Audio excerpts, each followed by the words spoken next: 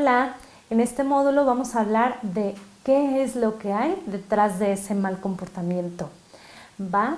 Y primero que nada quiero decirte que si nosotros vemos el mal comportamiento con un cambio de enfoque, es decir, nosotros todo el tiempo estamos juzgando por lo que creemos. Si nosotros dejamos de ver a nuestros hijos con ese velo o por esa ventana de juicio, podremos ver lo que realmente es, porque normalmente estamos juzgando, estamos diciendo, seguro lo está haciendo para hacerme enojar, estamos suponiendo cosas y muchas veces esas suposiciones o esos juicios no son la realidad.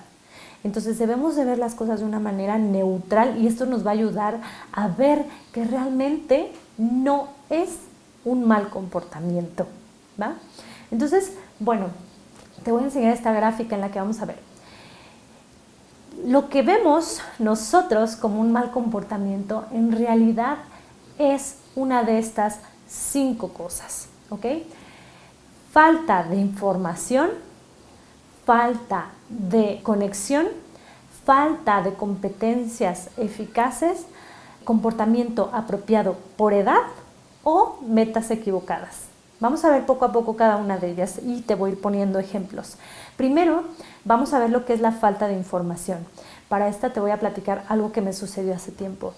Un día estaba yo cocinando en mi casa y mis hijos estaban como a 3 metros de donde yo estaba. Ellos estaban jugando y de repente escuché gritos aterradores de mi hija.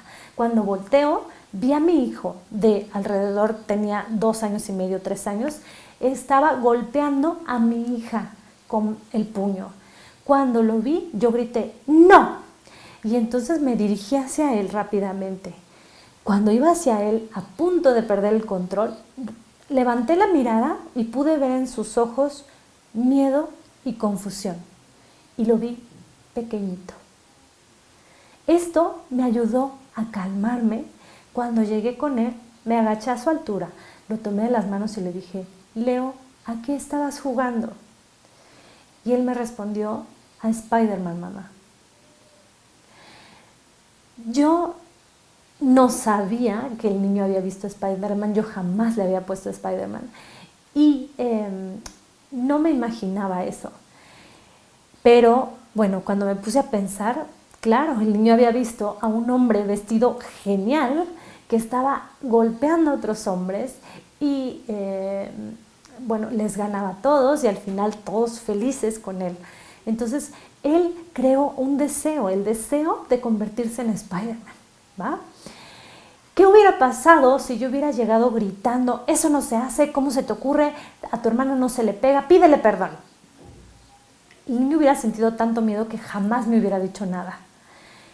¿Y qué hubiera pasado? Yo jamás me hubiera dado cuenta de qué estaba pasando por su mente y jamás hubiera tenido la oportunidad de enseñarle cosas, de explicarle que eso es una película, que no es real, que es una historia, que Spider-Man solo le pega a los villanos, que él puede jugar a Spider-Man, pero no pegándole a las personas, sino quizás a un cojín, etc. Cualquier cosa que queramos enseñarles no lo hubiera podido hacer si no hubiera tenido la información completa de lo que estaba pasando. ¿Ok? Entonces, bueno, esta es lo que sucede en falta de información y hay muchísimos ejemplos que pudiera darte. Te voy a platicar otro más que también me sucedió. Este puede sonar un poco chusco, pero es un ejemplo que puede servirnos para entender también esto. Iba yo con mi hijo de la mano, él 3 años, voltea y me dice, eres una babosa. Yo sentí que me hervía la sangre y estaba a punto de gritar cuando dije, no, espera. Y le dije, ¿qué significa eso? Y me dijo, no sé. Y le dije, ¿dónde lo escuchaste? Y entonces me dijo, una caricatura. Y entonces le dije, ok. Y me dijo, y también, bueno, en el jardín hay los caracoles que son babosos. Y le dije, ok, pero ¿sabes qué? Me agaché a su altura y le dije, ¿sabes qué? Lo que pasa es que en nuestra sociedad decirle eso a una persona es una ofensa. Y me dijo, lo siento mamá, no sabía. Y le dije, ok, no lo vuelvas a hacer. va, ok, y nunca lo volvió a hacer. Entonces, bueno, muchas veces los papás, cuando escuchamos que nuestros hijos nos ofenden, sentimos un impulso por decir, cállate, eso no se dice, o no sé, o castigar o regañar, ¿va? Debemos tratar de indagar en lo que sucede en la mente de nuestros hijos o el por qué suceden las cosas que están pasando. Ahora, hay niños quizás un poquito más grandecitos que ofenden ya de una manera, sabiendo que la palabra es una ofensa. Hay que tratar de indagar también por qué. Primero, si nosotros decimos cosas ofensivas, no a nuestros hijos, quizás hablamos así, quizás a otras personas, y entonces ellos de ahí están tomando el ejemplo para empezar. Por otro lado, bueno, ¿qué quiere decirme mi hijo con esto que me está diciendo? ¿Qué hay detrás de la ofensa? ¿Okay? ¿Qué necesita mi hijo aprender detrás de esta ofensa? Igual más adelante vamos a ver más herramientas para este tipo de casos. Bueno, ahora hablaremos del segundo punto, que es la falta de competencias eficaces. ¿Esto qué quiere decir? Mi hijo no tiene las habilidades o el aprendizaje para realizar algo, o no tiene la capacidad motriz para hacer alguna tarea sin cometer errores.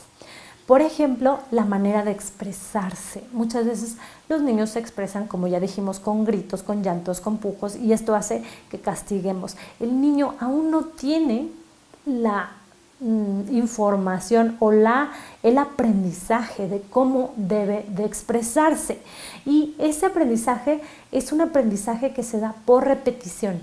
No con una vez que le digamos al niño, es que yo ya le dije que no me debe de gritar, que me pida las cosas amables, y lo sigue haciendo y entonces por eso me salgo de control. No, los niños debemos de todos los días repetir las cosas. Acuérdate que amable, acuérdate que lo pedimos por favor, acuérdate, y él poco a poco va a ir interiorizando. No podemos pedirle algo de la noche a la mañana, el aprendizaje es paulatino, ¿va? Otro ejemplo sería, por ejemplo, en cuestión de motricidad, el niño que derrama la sopa en el sillón y le decimos, pero si te dije que tuvieras cuidado, que no se te fuera a caer, ¿va? ¿Qué está pasando aquí? Bueno, debemos nosotros, en una situación así, de poner en una balanza qué es más importante para mí. Que mi sillón no se ensucie, que es válido completamente. Hay personas que tienen sillones carísimos y entonces es válido. O que mi hijo aprenda y logre hacer esa tarea sin cometer errores, practicando. ¿Qué es más importante para mí? Y si yo decido que es más importante para mí que mi sillón no se ensucie, entonces debo de poner una regla, un acuerdo en mi casa, previamente diciéndole a mi hijo con antelación, ¿sabes qué, hijo? A mí mi sillón, pues es muy importante que lo mantengamos limpio, entonces vamos a poner un acuerdo de que no vamos a comer en el sillón, no debe de haber comida en el sillón, ¿ok? Entonces llegamos a este acuerdo y todo puede resultar mejor. O si para mí lo más importante es que mi hijo aprenda a llevar a cabo esa tarea sin cometer errores, pues tiene que practicar y tiene que cometerlos. Entonces, ¿qué debo de hacer? Simplemente instruirlo. Hijo, si se te llega a caer la sopa, lo que tienes que hacer es que tú la vas a limpiar, ¿va? ¿Y cómo la vas a limpiar? La primera vez yo te voy a ayudar cómo, pero si se te vuelve a caer, tú la debes de limpiar, ¿ok? Entonces, es cómo manejamos estas situaciones, no gritando, no castigando, no regañando, porque simplemente no son malos comportamientos, ¿va? Bueno, ahora vamos a hablar del tercer punto, que es el comportamiento apropiado por edad. Como su nombre lo dice, son comportamientos que a ciertas edades se dan en la mayoría de los niños por su desarrollo cerebral, por diferentes situaciones, es algo que se presenta en la mayoría de los niños, entonces suele ser normal. Esto no quiere decir que no le vamos a decir nada, que lo vamos a dejar hacer lo que él quiera, etcétera, sino que lo vamos a ir guiando poco a poco hasta que logremos manejar juntos ese comportamiento. Por ejemplo, los niños entre el 1.5 años y los 3, 4 años de edad que muerden, pegan o empujan. Este es un comportamiento que a esas edades es normal y que no se puede considerar como algo malintencionado. El niño simplemente no sabe controlar sus emociones y lo hace por esa razón, porque no tiene inteligencia emocional, le hace falta desarrollarla y no tiene control, ¿va? Entonces, ¿qué es lo que debemos de hacer? Pues enseñarle al niño a controlar sus emociones y enseñarle inteligencia emocional. Muchos padres están castigando, pegando, aislando, regañando a los niños por tener este tipo de comportamientos o incluso devolviéndoles el comportamiento. Es decir, si mi niño pega, le voy a pegar para que él vea lo que se siente. Si mi niño muerde, le voy a morder para que él vea lo que se siente. No es necesario. Simplemente le podemos decir, ¿sabes qué? Eso no se hace. No mordemos a las personas porque duele. Igual te voy a dejar un video de los que he ido publicando en el cual explico exactamente este ejemplo, cómo podemos manejarlo, ¿va? Pero bueno, este es el ejemplo que te doy para que sepas que este tipo de cosas no se pueden considerar malos comportamientos, porque son cosas apropiadas por edad y hay muchas que podemos encontrar. También hay muchos niños siendo castigados por que no controlan sus esfínteres cuando ya son más grandes. Hay niños que sí aprenden muy pequeñitos a controlar sus esfínteres y entonces nosotros estamos comparando constantemente a nuestros hijos con otros niños y ese es un grave error porque el desarrollo de los niños es diferente. Muchos niños, hay un estándar o una medida para tratar de saber si un niño va correctamente en su desarrollo. Sin embargo, es normal que haya niños que puedan adelantarse o que puedan atrasarse un poco, ¿va? ¿Qué pasa con este tipo de niños que no tienen control en sus esfínteres? Muchas veces pueden ser incluso cuestiones emocionales, entonces debemos de manejarlas con estos enfoques, no verlas como un mal comportamiento o como que lo está haciendo para hacerme fastidiar o como que lo está haciendo por berrinche, ¿ok? Y bueno, ¿qué es la falta de conexión? Es simplemente no nos estamos entendiendo entre mi hijo y yo, estamos desconectados, no nos entendemos, no sabemos ni qué le sucede al otro, ¿ok? Y esto primero te quiero explicar un ejemplo. Imagínate que tienes un dolor abdominal crónico y lo que tú empiezas a hacer es a tomarte una pastilla para el dolor y se te quita y entonces al día siguiente te vuelve a doler, te vuelves a tomar la pastilla y así todos los días. De repente, un día te empieza a doler mucho más fuerte, te tomas la pastilla y ya no te hace y entonces empiezas a tomar una más fuerte. ¿Qué crees que va a pasar? Quizás muy probablemente termines en un hospital o termines con algo ya muy grave que por no haberte atendido a tiempo. Eso sucede con los castigos. El castigo es la pastilla, el dolor es el comportamiento, los gritos, los llantos. Y entonces, ¿qué hacemos? Castigamos para acallar esa expresión. ¿Por qué? Porque me fastidia, ¿ok? Pero detrás de esa expresión o de ese dolor hay una enfermedad dentro de mi cuerpo que no puedo ver. Entonces, detrás de ese comportamiento hay una necesidad o un deseo que no estoy viendo. Es un poquito lo que hablamos hace rato, pero lo vamos a ver más profundo. No estoy conectando con esa necesidad o con ese deseo. Y lo vamos a ejemplificar con un iceberg, ¿ok?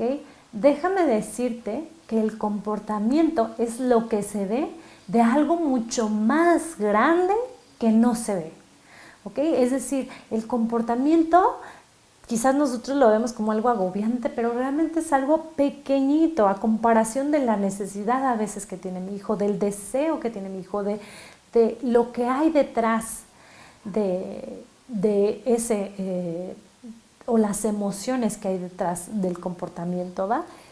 Entonces, ¿cuáles podrían ser los malos comportamientos? Pues el llanto, los berrinches, los gritos, etcétera.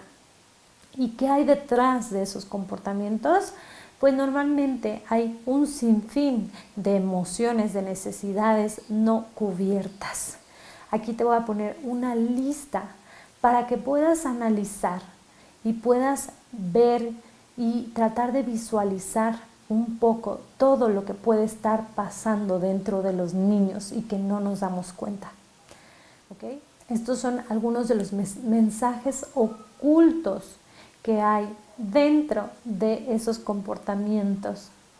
Ahora, bueno, creo que la mayoría se entienden perfectamente. El único que quizás te voy a dar una explicación es la euforia, porque muchas veces hay muchos padres que no lo entienden. Esto quiere decir que cuando tu hijo, y muchas veces pasa, a muchos papás me pasa que pasa el cumpleaños de tu hijo o un evento importante o lo llevaste de viaje o no sé, y regresan y a los 2-3 días te monta tremendo berrinche. Y entonces los papás lo vemos como que es un niño malagradecido todavía, todo lo que le hicimos, la super fiesta que organizamos para que esté llorando porque no le gustó ese juguete que le regalaron y él quería otro, o detalles así. ¿Qué es lo que pasa realmente dentro del niño? Pues esta euforia. El niño tuvo emociones fuertes, muy intensas de emoción, de felicidad y satisfacción, todas juntas el mismo día, y de repente tiene un bajón. Es decir, estas emociones se van y todo vuelve a la normalidad, y entonces esto le crea al niño pues un conflicto de querer volver a esas emociones que le gustaron tanto, porque no permanecen en mí, y puede terminar en comportamientos difíciles días después de estos eventos eufóricos, ¿va? Entonces, esta es la lista de esas necesidades o de esas emociones que puede haber detrás de lo que los niños expresan. Y ahora, de estas mismas necesidades se puede derivar a las metas equivocadas.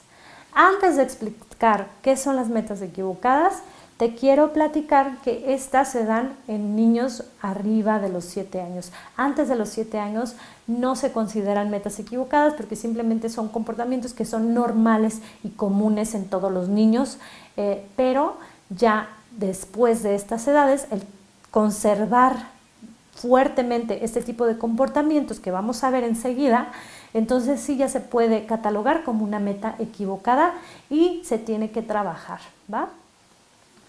Bueno, la lógica privada es todo aquello que creemos o aprendemos a través de lo que vemos, experimentamos o sentimos. Y esto que creemos nos lleva a tomar decisiones, ¿va? O sea, esa manera de tomar decisiones es la lógica privada y nos sucede a todas las personas, pero también a los niños. Entonces, bueno, te voy a poner un ejemplo. Imagina que vas en una calle caminando y de repente ahí te topas con un tipo medio raro que sientes que te empieza a seguir, le sientes mala energía, de repente empiezas a ver la calle y dices, ay, estoy sola, esta calle está muy sola, y bueno, sales de esa situación. ¿Y qué pasa? Pues que en base a esta experiencia tú aprendes y tienes una creencia. ¿Qué creencia? Que esa calle es muy peligrosa. Entonces, ¿qué decisión tomo? Pues que la siguiente vez no voy a pasar por esa calle, voy a irme y a rodear por otra calle. ¿Okay? Esta es la lógica privada, o sea, nosotros vivimos o experimentamos algo y entonces esa experiencia nos hace creer o aprender cosas y tomar decisiones, ¿va? Y bueno, ¿qué es lo que pasa con los niños que son excelentes perceptores? El niño percibe lo que está pasando con mamá. El niño percibe que mamá ha estado muy ansiosa, muy estresada, muy agobiada. Y entonces, bueno, el niño no sabe por qué mamá ha estado así.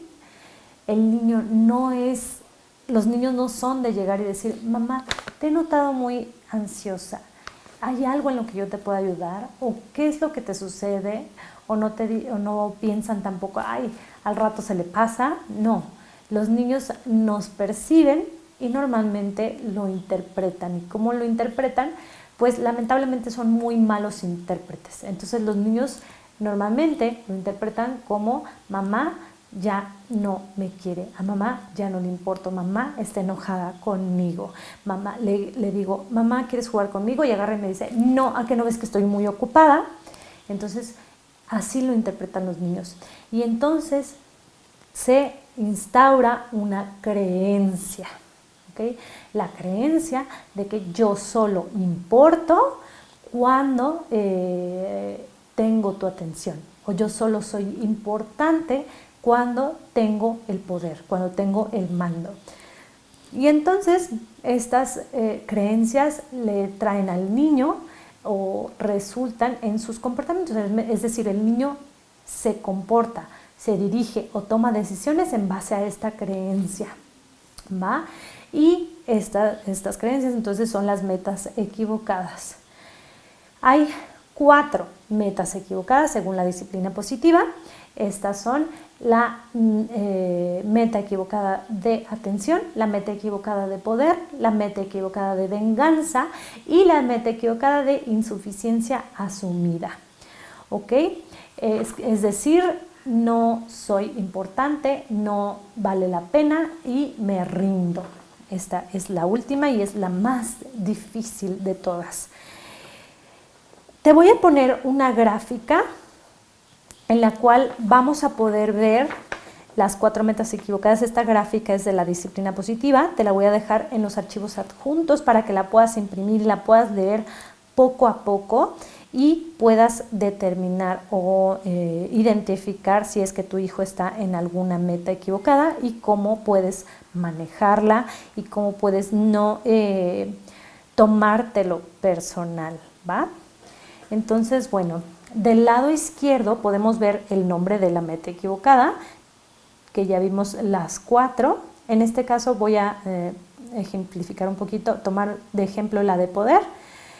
Y bueno, en la segunda columna podemos ver qué es lo que siente el papá o la mamá cuando el niño está teniendo estos comportamientos, que si siente constantemente lo mismo cada vez que tiene algún conflicto con su hijo, muy probablemente estamos hablando de una meta equivocada. ¿Ok? Es decir, si yo cada que tengo problemas con mi hijo me siento provocado, me siento desafiado, me siento amenazado, me siento derrotado, probablemente estamos ante un niño con hambre de poder, con la meta equivocada de poder. Y bueno, la tercera columna es cómo tiende a reaccionar el papá o la mamá, en este caso nosotros, luchando, rindiéndose, diciendo, oh, este niño no puedo con él, ¿ok? Pensando, no se va a salir con la suya, te voy a obligar a hacer lo que yo estoy diciendo porque yo soy la mamá y yo mando, o quiero tener la razón, ¿va? ¿Y cuál es la respuesta del niño?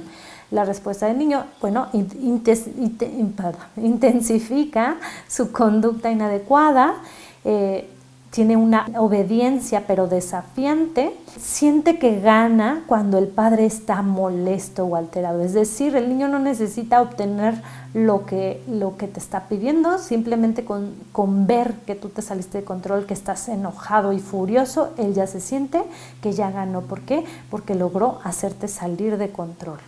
¿Ok? Y bueno, en la quinta columna tenemos la creencia que hay detrás del comportamiento, o sea, ¿qué cree el niño? El niño cree que solo pertenece o es importante cuando él es el jefe, cuando tiene el control. El niño cree que solo es importante cuando comprueba que nadie lo manda. No puedes obligarme, esa es su creencia. Solo pertenezco cuando tengo el mando. Y entonces, ¿cuál es el mensaje que nos está dando? Déjame ayudarte, necesito aprender a ayudar, a dame opciones, ¿ok? El niño necesita aprender esto. Acordémonos lo que decíamos hace tiempo de los niños que tienen don de mando, don de liderazgo, a veces es innato y bueno, bien dirigido, esto puede convertirse en una cualidad en lugar de en un defecto, ¿va? Entonces, en la última columna podemos ver cómo podemos ayudar o cómo podemos modificar esta meta equivocada y cambiar esa creencia que tiene el niño para mejorar su comportamiento, para pulir esta cualidad, ¿ok? Todas estas sugerencias que vemos aquí las vamos a ver más adelante en el módulo de herramientas para los buenos tratos, pero en este momento, bueno, te las voy a leer rápidamente y te voy a dar unas breves ideas. Por ejemplo, redirija el poder positivo pidiéndole ayuda al niño.